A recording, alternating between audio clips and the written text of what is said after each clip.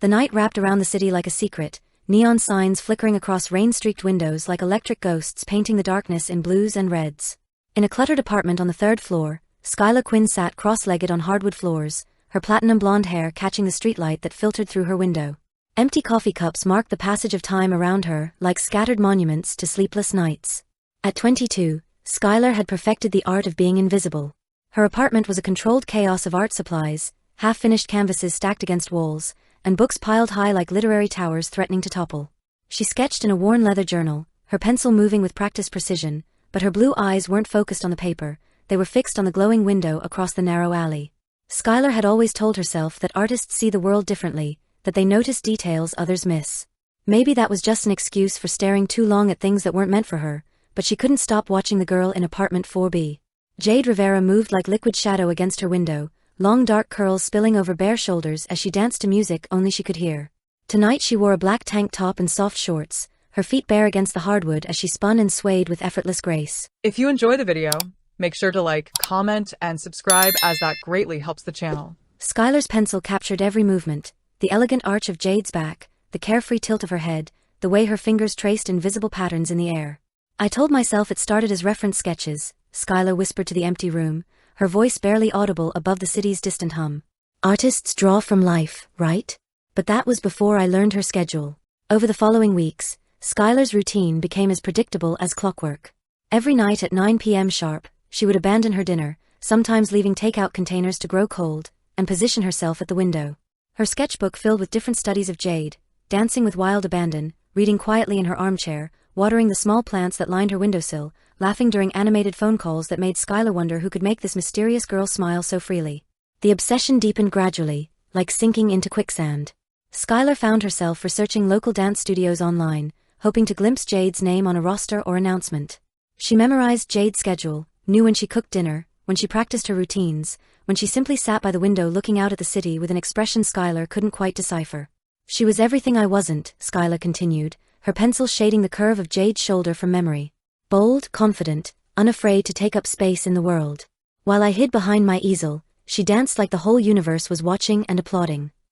It was 3 weeks into her nightly vigil when everything changed.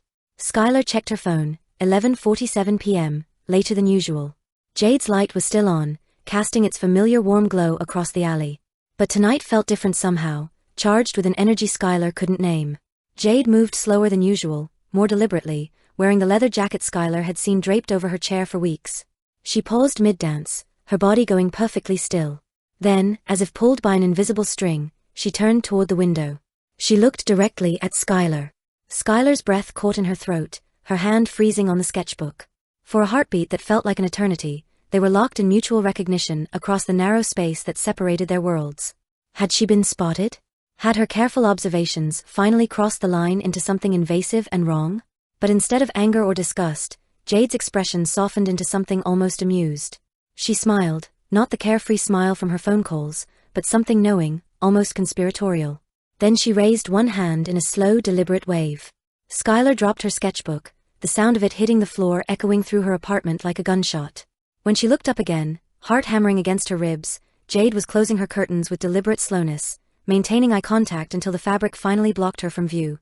"Oh God," Skylar breathed, scrambling away from the window on hands and knees. "Oh God, oh God, oh God." Sleep didn't come that night.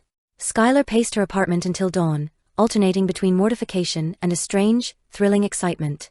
She had been seen. After weeks of careful observation, she had become the observed. The next evening, Skylar sat in her familiar spot with trembling hands, but Jade's apartment remained dark. The curtains stayed drawn, no warm light spilling across the alley, no graceful figure moving behind the glass.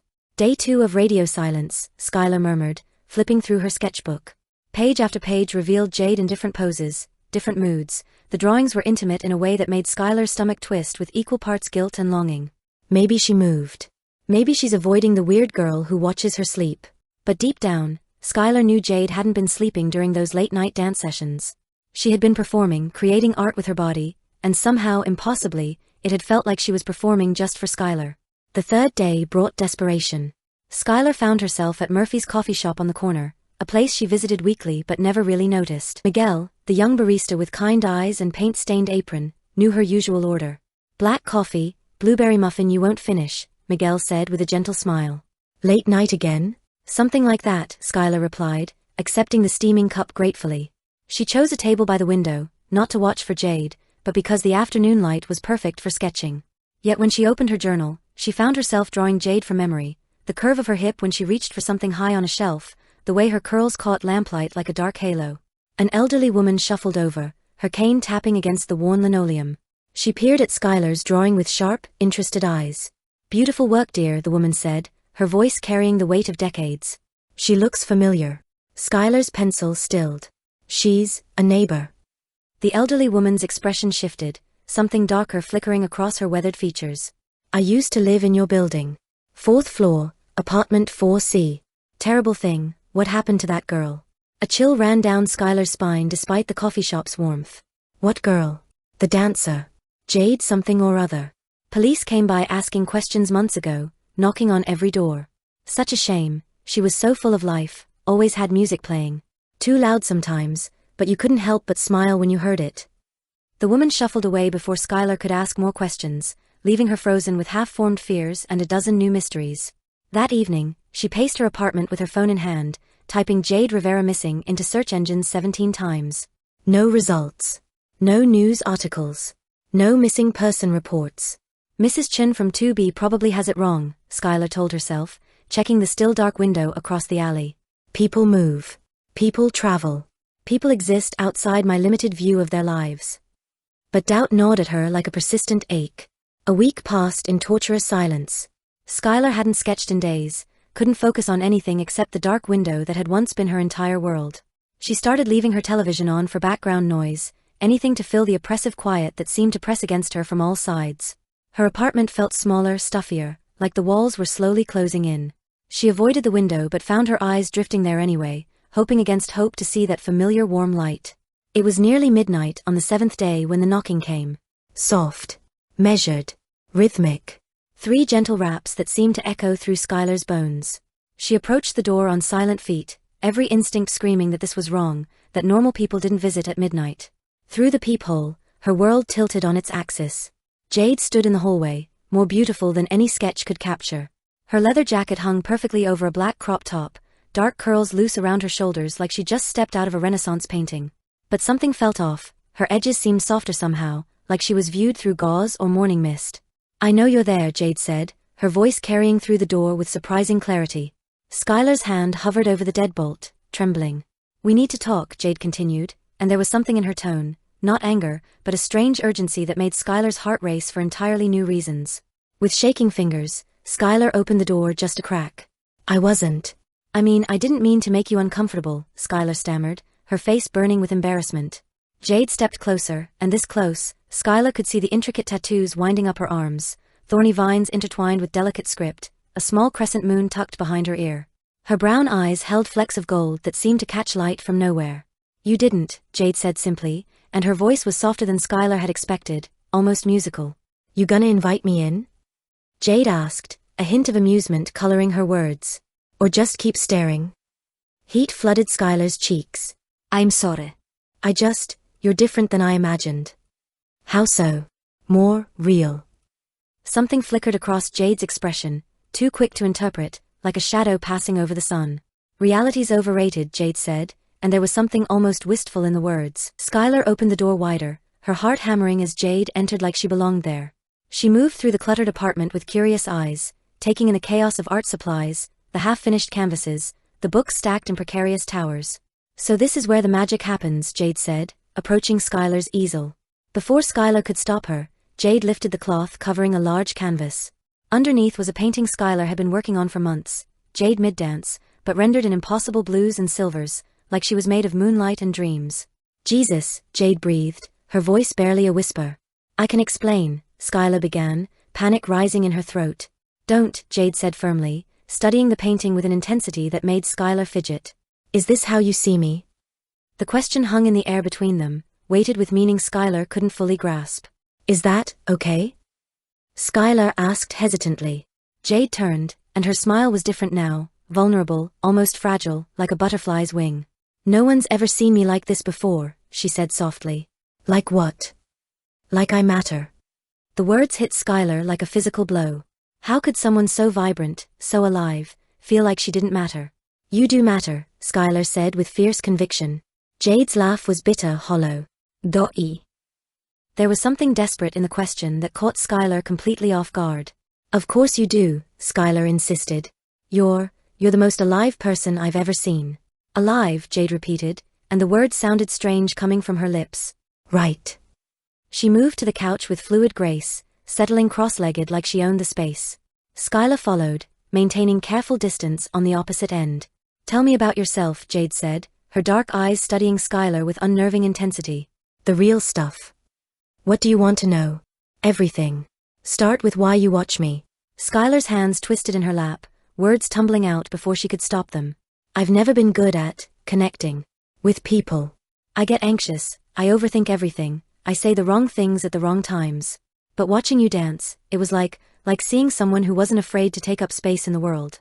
And you wanted that, Jade said, not a question but a statement of understanding. I wanted to understand it, Skylar corrected. How to be fearless. Jade's laugh was sharp, brittle. You think I'm fearless? Aren't you, Skylar? Jade leaned forward, her voice dropping to barely above a whisper. I'm the most terrified person you'll ever meet. The confession hung in the air like smoke, changing everything between them. What are you afraid of? Skylar asked gently. Being forgotten. The words were so quiet Skylar almost missed them, but they hit her like a thunderclap. Here was this magnetic, unforgettable person, afraid of disappearing from the world's memory. You want to know a secret? Jade asked, moving closer on the couch. Skylar nodded, not trusting her voice. I knew you were watching me. From the first night. Skylar's breath caught. How? I could feel it. Your eyes on me. At first, I thought about closing the curtains, maybe leaving a note telling you to get a life. Why didn't you? Jade's smile was sad and beautiful. Because it felt nice. Being seen. Not just looked at, seen. Do you know the difference? Skylar shook her head.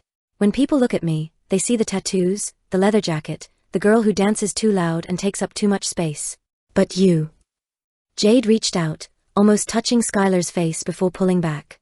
You saw something else. What did I see? Someone worth watching. The apartment felt smaller with Jade in it, charged with an energy that made the air itself seem to shimmer. Skylar was aware of everything, the faint scent of Jade's perfume, something like vanilla and rain, the way her leather jacket creaked when she moved, the silver rings that caught light on her fingers. Do you know what it's like to feel invisible? Jade asked suddenly. I thought I did, Skylar admitted. Until I saw you. I dance because when I'm moving, I exist. When I stop. She trailed off, staring at her hands. Tell me about your paintings. What about them? Do you paint anything besides me? The question caught Skylar off guard. She looked around her apartment, canvas after canvas featuring Jade in different poses, different lights, different imagined scenarios. I used to paint landscapes, Skylar said slowly. Abstract stuff, cityscapes, whatever caught my eye. But lately it's just me. You inspire me. Or I possess you, Jade said with a playful smile, but something cold ran down Skylar's spine at the words. Show me more, Jade said, standing abruptly. More what? Your art. All of it. Skylar hesitated, then led Jade to a closet she rarely opened. Inside were dozens of canvases, sketches, studies, all of Jade. Different angles, different moods, different times of day and night. It was like a shrine to someone she'd never actually met. Jade went perfectly still, taking in the overwhelming collection. When did you do all this? She asked, her voice strange. Over the past few months. I couldn't stop. Every time I tried to paint something else, I'd end up sketching you instead. Jade pulled out a charcoal drawing, herself crying, though Skylar had never actually seen her cry. When did you see this? Jade asked, her voice tight. I didn't. I just imagined what you'd look like sad. And this one. A painting of Jade reaching toward the window, face desperate, pleading, as if she were trapped behind the glass.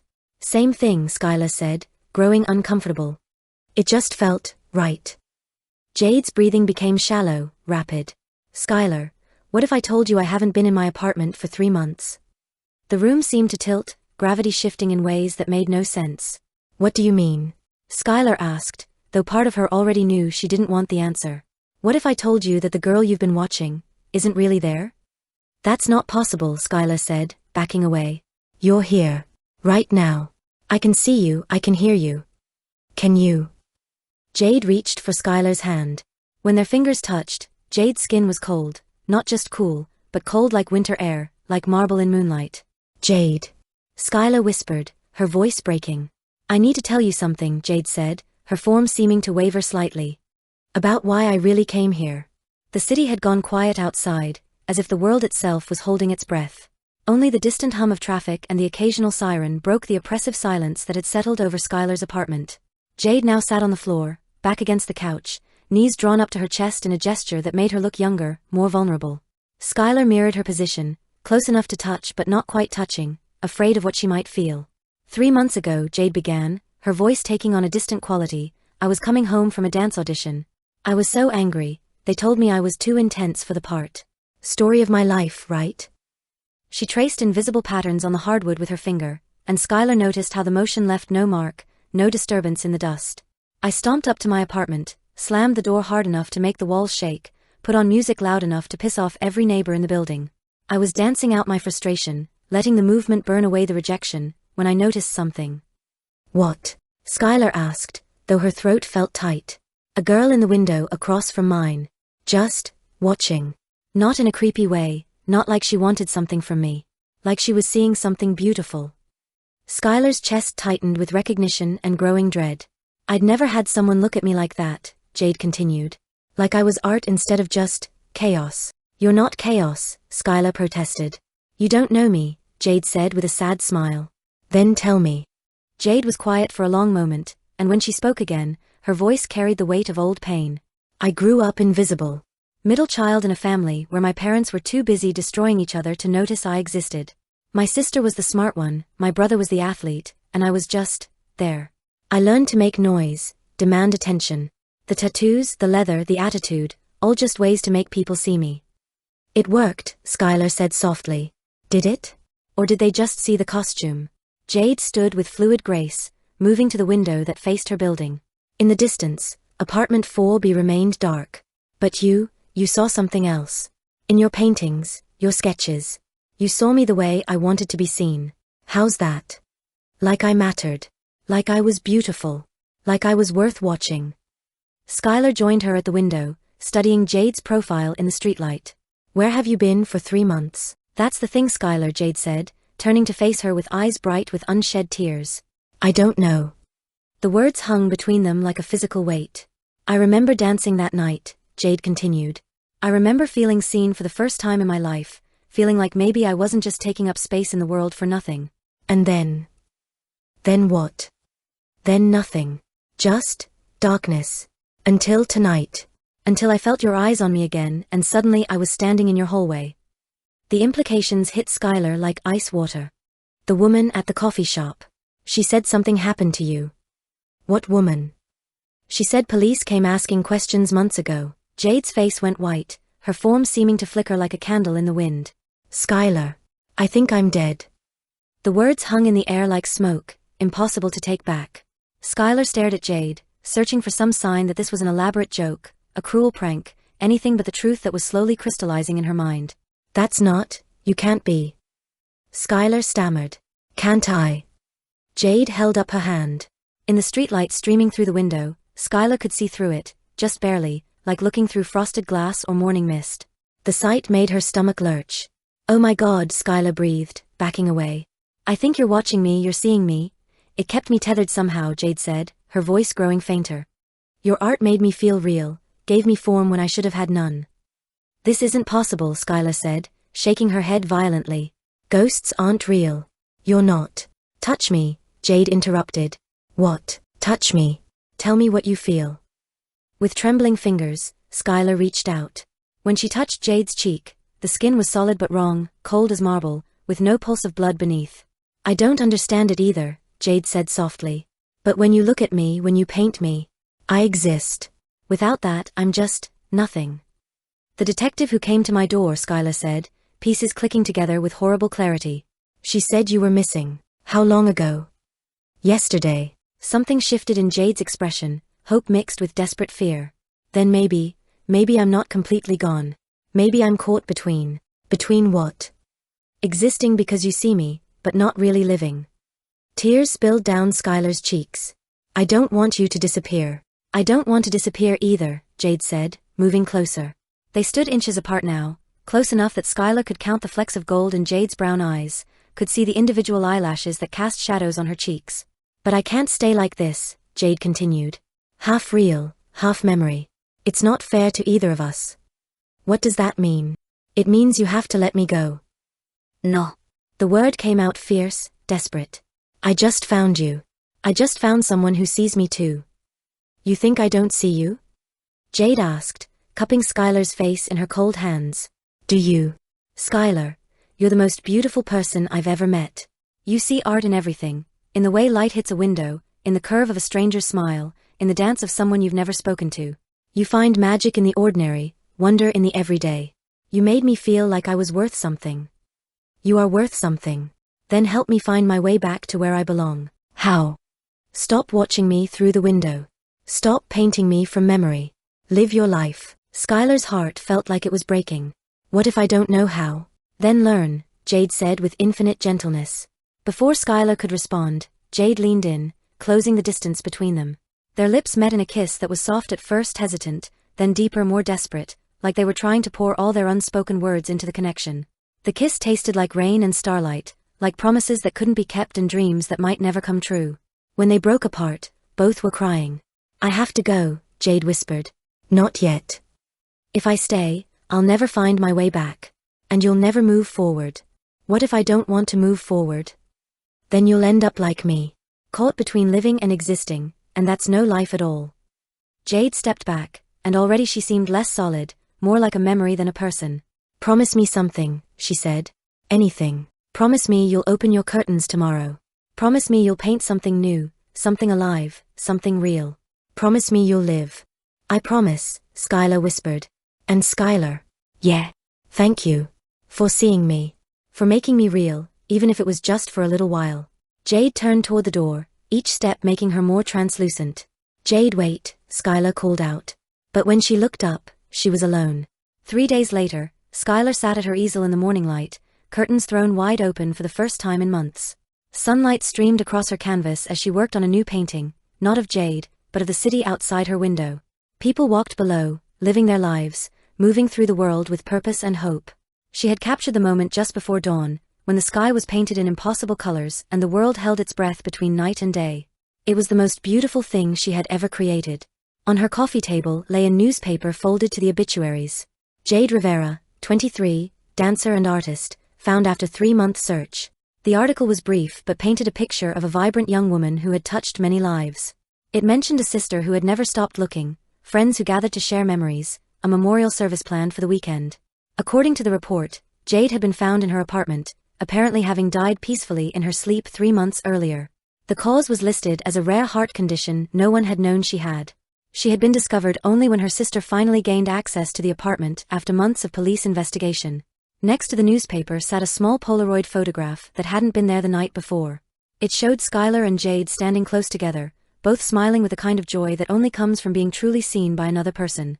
On the back, in the familiar looping handwriting Skylar had never actually seen before, were the words, "You made me feel seen. That's more real than most things ever were. Keep painting. Keep living. Keep being beautiful. The world needs your art. J." That afternoon, Skylar found herself standing outside St. Mary's Community Center, where Jade's memorial service was being held. She had never met any of Jade's friends or family, had no right to be there, but something had drawn her anyway. Inside, people shared stories of a young woman who lit up every room she entered, who danced like she was fighting for her life, who made everyone around her feel special. Jade's sister, Carmen, spoke about a little girl who used to choreograph elaborate performances for their parents, who never gave up on her dreams even when the world seemed determined to break her spirit. She always said she wanted to be remembered, Carmen said through tears. Not for being perfect, but for being real. For feeling everything deeply and never apologizing for taking up space in the world. After the service, Skylar approached Carmen hesitantly. She introduced herself as a neighbor, someone who had admired Jade from afar. Carmen's eyes lit up with recognition. "You're the artist," she said with a watery smile. "Jade talked about you, you know. In her journal. She wrote about the girl across the alley who saw her dancing and made her feel like she was performing on the world's biggest stage." Skylar's breath caught. She knew about me? She knew someone was watching, and it made her happy. She wrote that it was the first time in her life she felt like she mattered to a stranger. Carmen pressed a small wrapped package into Skylar's hands. She would have wanted you to have this. That evening, back in her apartment, Skylar unwrapped the package with trembling fingers. Inside was a small canvas, a self-portrait Jade had painted months before her death. But it wasn't the confident, bold woman Skylar had watched through the window. This was Jade as she truly saw herself, vulnerable, searching, desperate to be understood. At the bottom of the canvas, in tiny script, were the words, "For the girl who sees me truly." Skylar hung the painting next to her easel, where she could see it while she worked.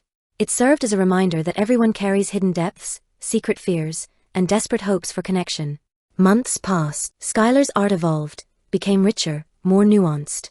She painted people she met on the street, captured the stories in their faces, the dreams in their eyes. She started teaching art classes at the community center where Jade's memorial had been held, helping other shy, uncertain people find their voices through creativity. She never forgot the girl behind the curtain, but she learned to carry the memory as inspiration rather than obsession. Sometimes, late at night when the city was quiet, she would catch a glimpse of movement in apartment 4B, now occupied by a young family with twin toddlers who filled the space with laughter and chaos. But if you knew how to look, if you understood the language of light and shadow, you might sometimes see a figure dancing on the building's rooftop.